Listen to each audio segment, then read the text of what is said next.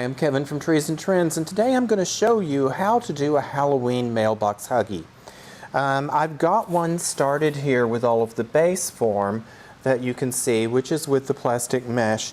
And so first we're going to start and get our base going, and then we'll have some fun with it. To start off with, today I'm using this rail system, which is for the plastic mesh. Now, if you don't have this or can't find it in your store, you can also use some of the smaller scale, just green garlands, because you can just use those ties. It will bunch up over it. It'll be just fine.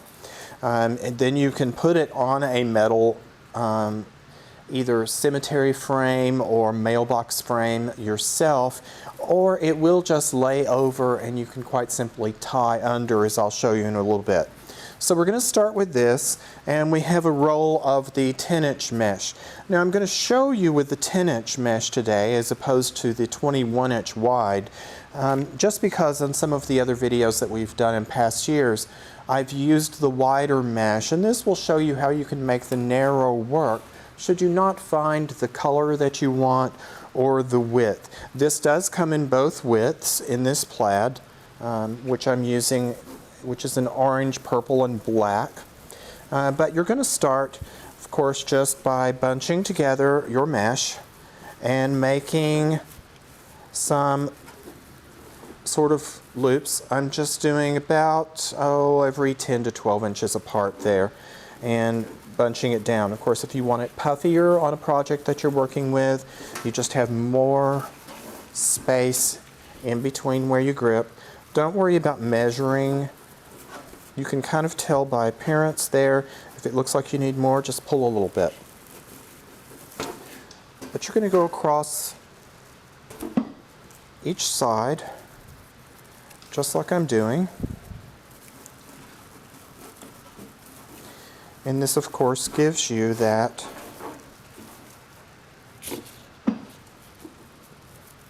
gathered up puffy effect, which is going to be perfect for what we're working with today.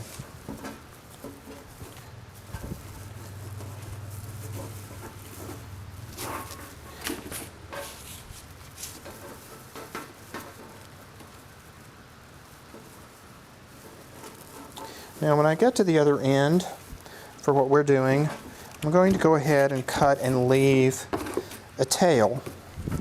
Again, just, a foot maybe, so that that can curl and come out to a point more, taper down. Now that has your first side completed. So now then I'm going to flip it over and come down the other side. Again, starting with a tail and ending with a tail.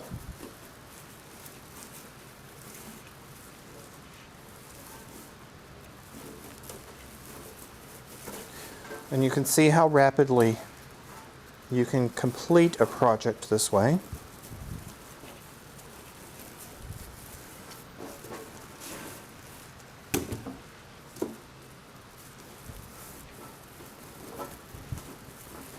Now the only difference in using the narrow mesh as opposed to the wide is, of course, you don't get that extra fullness.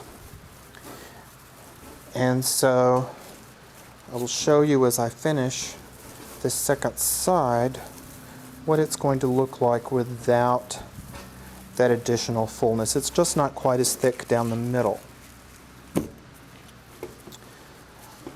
But there are always ways to handle that if you need it fuller for whatever reason. And it works for wreaths as well as garlands. Now, we've completed our second run. Again, we're cutting that tail. Okay, now, there it is with the second run. Now, as you can see, it's not quite as full as what I've done here, and that's because I'm going to go back and tie and cross back and forth from side to side down the middle. That gives you that final fullness that you might need or want for your design. And so this time I don't have to have the tail as such. I can just start and tie in and just cross back and forth in zigzag fashion and fill in using the rest of my roll.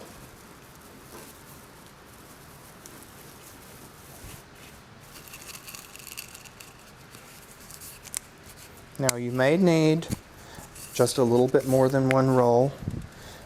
You can always use the rest to tie bows for some other project, but you really get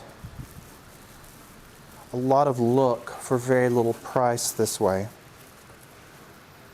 Yeah, as you can see, I could use just a little bit more to complete it out, but really only another foot or two.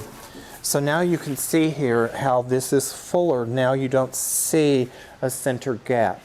So from there, I'm going to pull the mailbox forward and we can start decorating it. Of course, once you've got this done this way, all you have to do simply on the metal frames is just bend over. Now you can flex it around your mailbox and then use chenille stems or some other wire, chain, anything you want to tie across. That will keep your piece from blowing off the mailbox or keep anyone from removing it easily. So let's pull the mailbox forward and get out our novelty items. We're going to use witch's legs. These are a big trend this year. Also for Christmas you'll see elf legs. These are great tucked into things, as you see in the tree behind me, into drawers, you know, almost anything. It just really brings a lot of laughter to anybody who sees it. And we're going to use these metal screen witches' heads. So we're going to actually create some witches on our mailboxes. So let me move around to the front and we'll slide the mailbox forward a bit so you can see it a bit better. Now then, I have already tied here with a chenille stem, so you can see that way it doesn't pull off and the wind's not going to blow it away. So it's affixed under the mailbox. Now, the first thing, of course, we're going to glue our legs in. Now, I'm using my trusty glue pen, which you've seen before. Uses hot melt glue, and you can control your heat much better than a glue gun, but you can always use the glue gun if that's what you have and that's what you're used to. But I'm going to just dip the top of my legs in the glue pan a bit, or actually the witch's legs, not my legs. And I'm just going to tuck inside here and press my mesh down.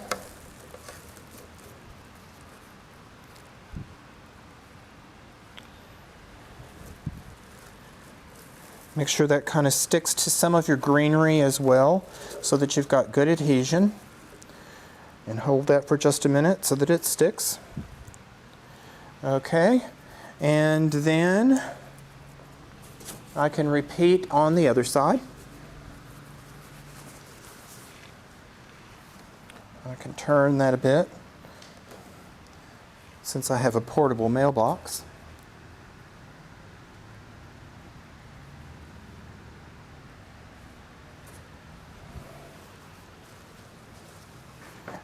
And I can tuck that right in on this side, kind of judge so I've got the same height going.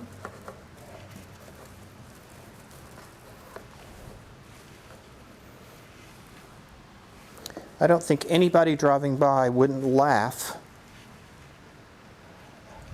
to see this on a mailbox.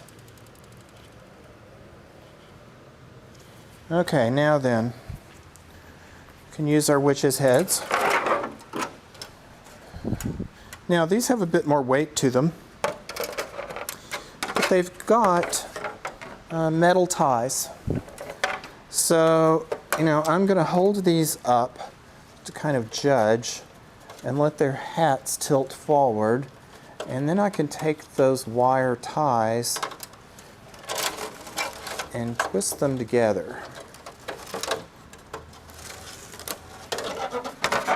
so that I've got, let them kind of support each other's weight, saddle form. And then I can just tuck those down underneath. And now then, I'm going to use my wooden spoon with my hot glue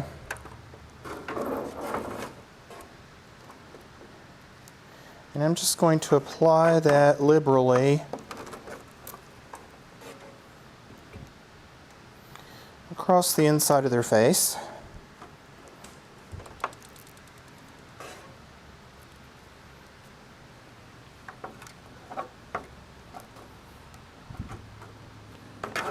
Just like so. Looks kind of messy, and it could be, so be careful. Try not to drip it everywhere. Now then, all I've got to do is hold this up over my Huggie and press it inward and hold it against that mesh until it cools down enough to be stuck really well. And so you just have to have patience for a minute.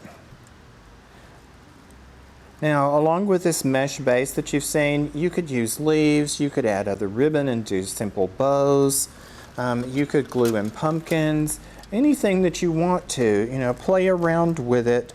You can use the larger novelties like we are here, and this of course is really very simple and will make a huge impact because the witches' heads are large, and then of course the legs themselves are brightly colored and just really catch your eye.